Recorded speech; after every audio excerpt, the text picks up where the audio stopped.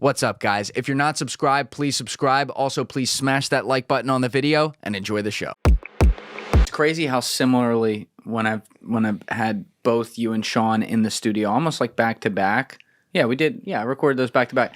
It's crazy how similarly you guys describe surveillance and how you both said it the same way. You'd never know. Yeah. Well, understand, Sean, and I've never met Sean. He was in a very, very high level protection unit, GRS. Mm-hmm. Never served with them. I knew who they were. That's the top of the food chain when it comes to doing protection details. I'm just going to tell you right now, because the people they were protecting were at high risk in high risk areas. Yeah. So there's no doubt Sean has received some very, very high level surveillance training. Because MI6 actually trained him first. There you go. Which is crazy. There you go. Yeah. Doesn't surprise me one bit. So, and that was a very important piece of what they did.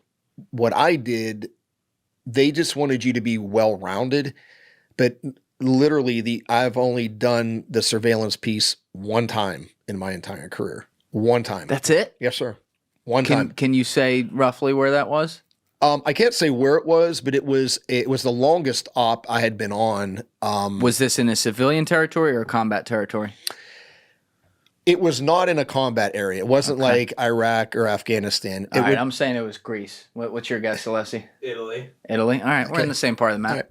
Right. I'm not saying two cool places for sure. But it would be a place that you would go to on like a honeymoon. Like it was that kind of a place. We're so on I was going to say, yeah, it was pretty good. But anyway, it was just because the way this mission came about and the way they wanted it conducted, that we actually got to do the surveillance piece. Oh, so you're on a team with this one? Yeah. So, and again, don't want to get into TTPs and how we did it, but that training came into play because I'm here to tell you, I wouldn't have known whether to shit or wind my watch. Like it would have been like, holy Jesus, this is a lot more complicated than you'd think it is, especially in a real world environment. You can simulate it all you want and you can, but there's always those factors, that Murphy law, right? That just pops up and you're like, oh, don't remember that class. Like, hold on. Let me break out the manual for a second. That's where your critical thinking skills have to come into play. Was this the type of situation where you're trying to surveil a person or people for their pattern of life to see what they do or to see if they're going to go somewhere advantageous for you guys to make a move on turning them or something like that? It was one person. We were to establish a pattern of life, see who they were associating with, because of who he was and what he was doing. And then, if the opportunity presented itself, they wanted him to be, captured. And we did. Shit got real. Wow. Yeah. Oh yeah. And so but what was really cool Do you about use chloroform when you do that? No? Oh man. No. It's called a baseball bat. No, just kidding. Just kidding. Oh, that's one thing. But dude, you know what's so funny? Before I die. But you know what's so funny? He knew the gig was up. Like it was almost like that. Oh, he held out his hands? Not quite, but it was damn near like, oh man. Like you have to understand something, bro. These people that, the agency goes after and other soft units, they know they're hunted people, right? They're not good people. These are evil people that know that they're on somebody's list somewhere is looking for them. So when the gig is up, a lot of times the look on their face is like I knew this was going to happen sooner or later. And that was this guy. He knew Was he just like an international criminal or like a government person of like a dictatorship kind of deal? He was, so the term facilitator, I don't know if you've ever heard of that before. Yeah.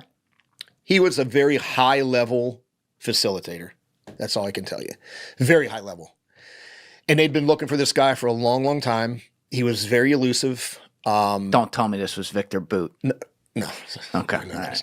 That would have been but creepy. The thing about this guy, though, you got to remember, and I think I said this the last time we spoke, these are very smart people. They may be terrorists, But some of these people are very educated. They've got advanced degrees. They're not stupid. They understand tradecraft. They understand they're being hunted. They understand, what they need to do to kind of screw up their pattern of life. So you can't find that weak spot. Right. And I'm trying to think.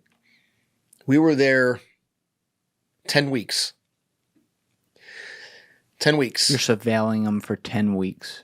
From the time we got in country, we got to a safe house, which we moved several times. Yeah, it was about 10 weeks. Yeah, it was a long time. But I tell you what, I got more experience out of that op doing the whole thing from soup to nuts. Not like, hey, we know where Julian's at, go get him. Well, okay, that's not very hard. I'm not trying to downplay it, but like, you know where I am. Yeah, there's his house right there. There's his compound right there. I don't have a compound for the record. Right. You do have a house in Beverly Hills, though. You showed me, right? No. You're so full. I wish I did. That'd be great. It's coming, brother. I'd love it's to coming. have that. But no, it was really cool because you got to see how the whole thing like laid out. Instead of just seeing the last piece of it, I got to see from the very beginning all the way to the end. And I only got to do it once. How do you know when to go in? Because you said it's 10 weeks. I would imagine you had eyes on them pretty early. You probably could have taken them earlier than you did. How do you know when? We wanted, well, not we, our leadership wanted him to be seen and meet two people specifically. And it just took time for them to so they could PID them like, yep, that's that. Oh, that's them too. Like there was a method of the madness, so to speak. Oh yeah, we could have hemmed this guy up 2 weeks into it. Yeah. Because remember, dude, there's a thing called tactical patience, right? It's a great term, and you got to know when to kind of put the brakes on and go, okay, just stop and just watch, right? Just hold on, like everybody take a knee and chill. All right, now move. Like, and that's something that I learned over time. I didn't even know what that was when I was in the Marines and SF, like tactical patience. What the fuck? I learned it there. That's what guys that are really, really good, they can, instead of just rushing into something and just, overwhelming force, that's great at certain times, but there's a time we got to put the brakes on to go, all right, just slow down for a second. Yeah. Let this unfold. Let it unfold. Let it unfold. Okay, ready. And that is a learned skill.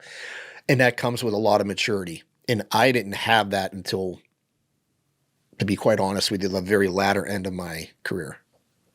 Yeah. Really? Yeah, man. It takes a lot. It takes a lot to get that good. And I was just lucky I was around a bunch of dudes that already had it. Do you know what I mean? So it's just kind of like, like I was telling you before, it's like playing basketball with a bunch of, Michael Jordans or LeBron James. Yes. It's like every freaking guy, Michael Jordan, like, and I loved it because it just upped my game. Thank you for watching the video, guys. Please hit that subscribe button and check out this clip's full podcast episode by clicking here or in the description below.